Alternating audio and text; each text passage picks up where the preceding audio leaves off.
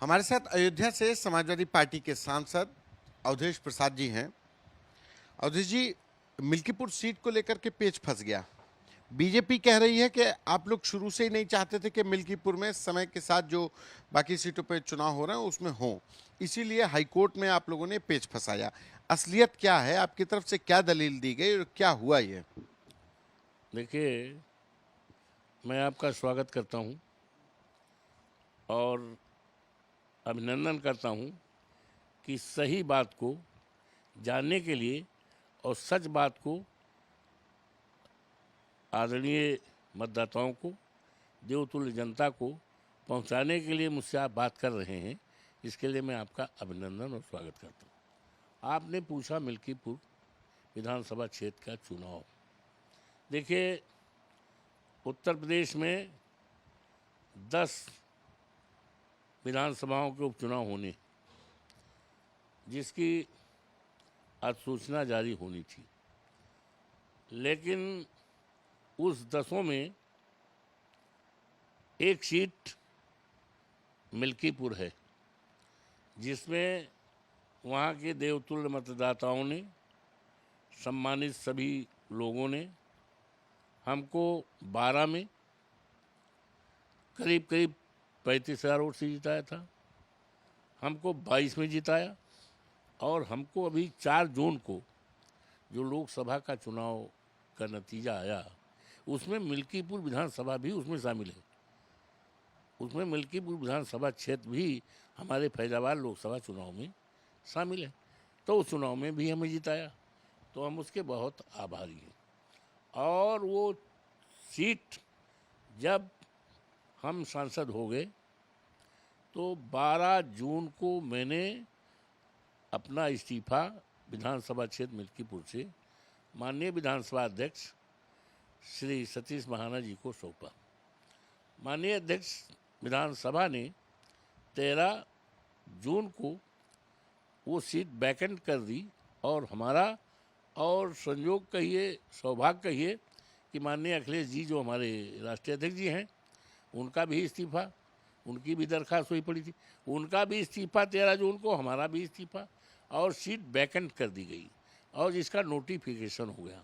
Notification की सूचना प्रदेश के चुनाव आयोग को और संबंधित सभी अधिकारियों को दी गई। तो अब मेरे इस्तीफा देने के बाद सीट तो खाली हो गई, मिल्कीपुर सीट तो है नहीं, न हम वहाँ विधायक हैं।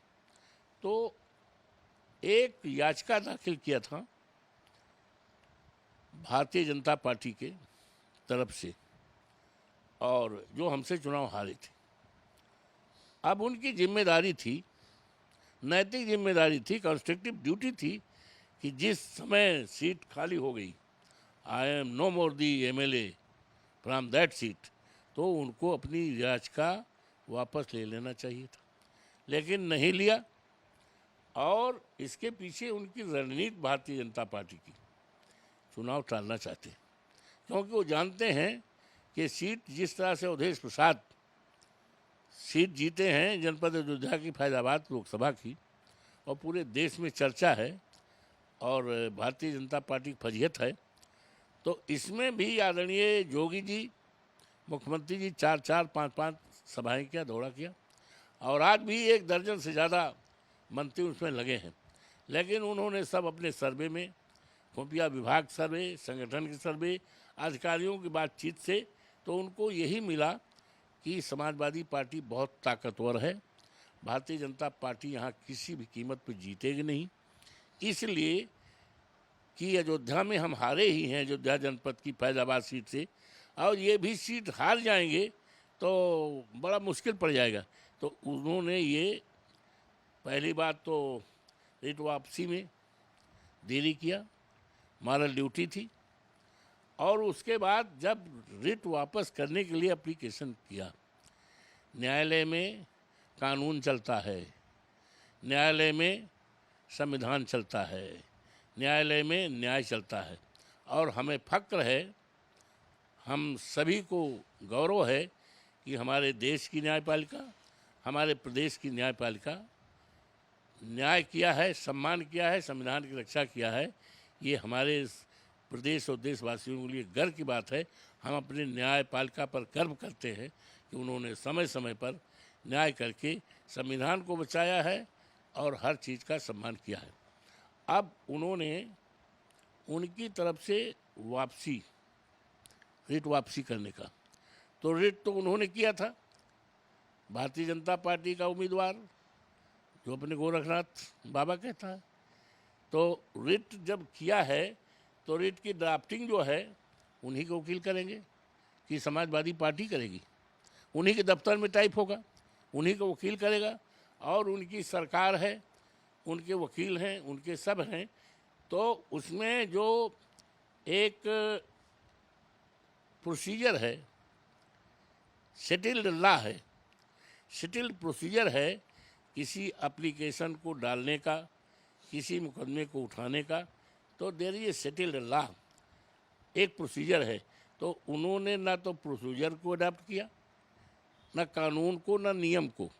नियम और कानून को ताक पर रख करके सेटल्ड लॉ को उन्होंने यूँ दरखास्त दे दिया। तो माननीय न्यायालय ने उस पर संज्ञान लिया। इसमें तो प्रोसीजर फॉलो नहीं किया गया है। प्रोसीजर फॉलो करने में ये होता है कि पक्षकार जितने होते हैं उनको नोटिस होती है, जो भी चुनाव लड़के सबको, तो ये काम नहीं किया गया। और समाचार पत्रों में प्रकाशन होता है, वो भी नहीं हुआ। तो ये जो है बाइंडिंग है, ये मैंडेटरी है, ये डिस्क्रिशनरी प्रोसीजर नहीं है। ये प्रोसीजर बहुत बीजेपी कह रही है, जो उनके वकील कह रहे हैं, वो कह रहे हैं कि ऑब्जेक्शन जब वो उन्होंने वापसी याचिका वापसी के लिए अर्जी डाली तो उस पर ऑब्जेक्शन आपकी तरफ से लगाया गया कि इसमें जो बाकी पार्टीज है उनको नोटिस दिया जाए, उनको भी बुलाया गया। ये ऑब्जेक्शन नहीं है, ऐसा कोई हमारी तरफ से, हमारे वकील की तरफ से रिट को वापस करने के लिए कोई ऑब्जेक्शन नहीं किया गया।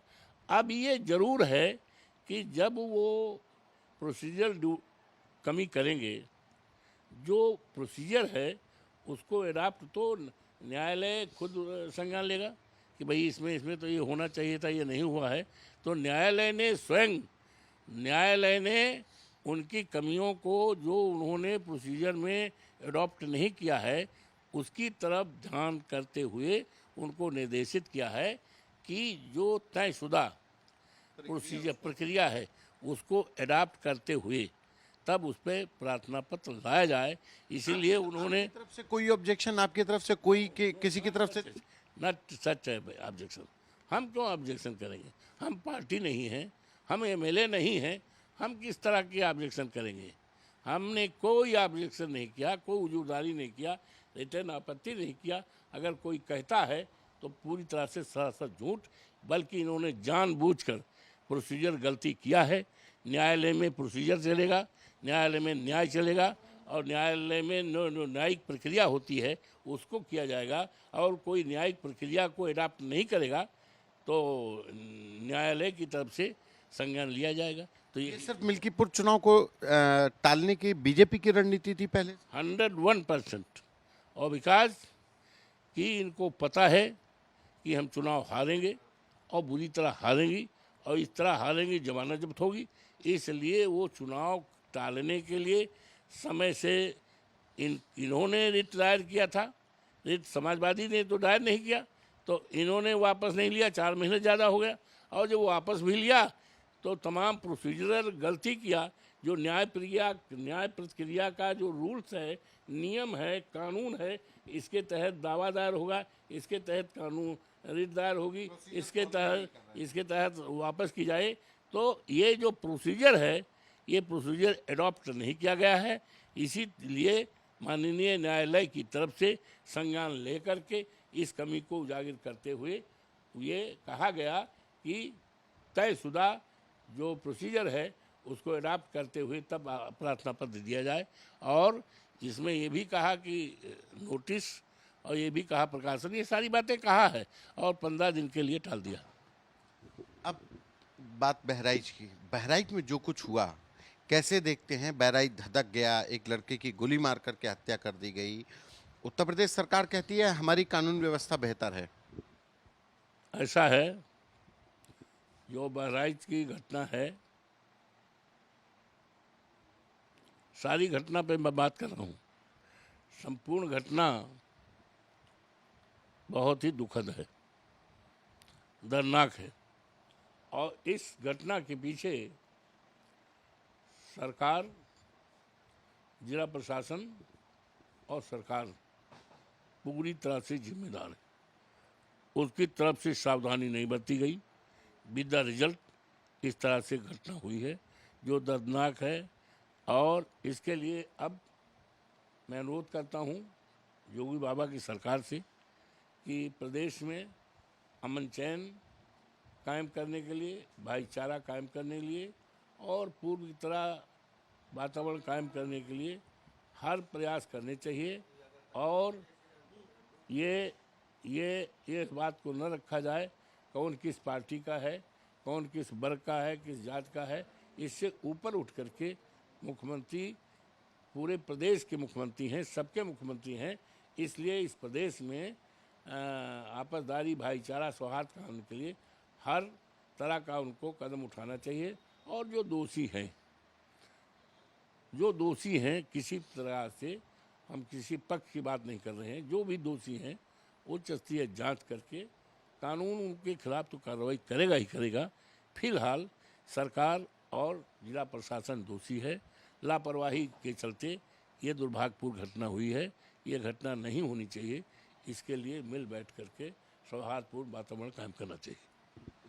जो कल एनकाउंटर हुआ, एनकाउंटर में 2 लड़के घायल कर दिए गए, उसकी बहन ने कहा कि हमारे पिताजी को और भाइयों को पहले ही पुलिस ने उठा लिया और बताया कि 4-5 लोगों को उठा रखा है।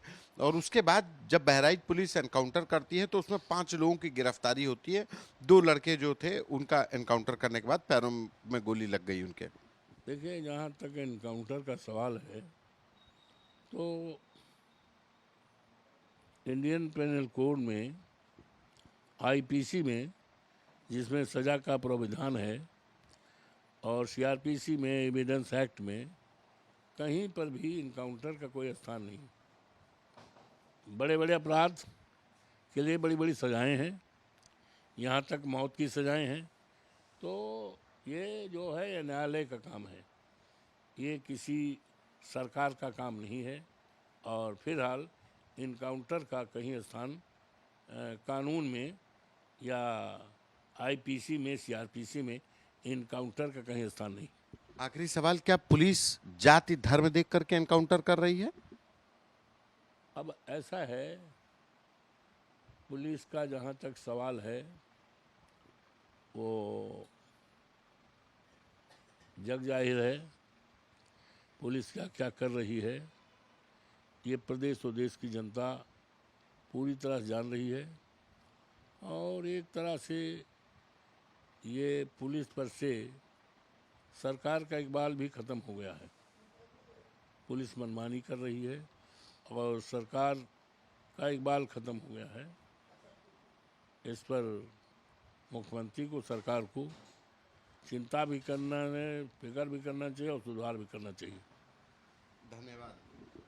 ये हमारे साथ समाजवादी पार्टी के सांसद अवधेश प्रसाद, जिनका कहना है कि मिल्कीपुर सीट को लेकर जो याचिका दाखिल की गई उसमें त्रुटि थी, जो गलती थी वो बीजेपी के याचिकाकर्ता की तरफ से की गई, उनके तरफ से कभी कोई ऑब्जेक्शन नहीं किया गया।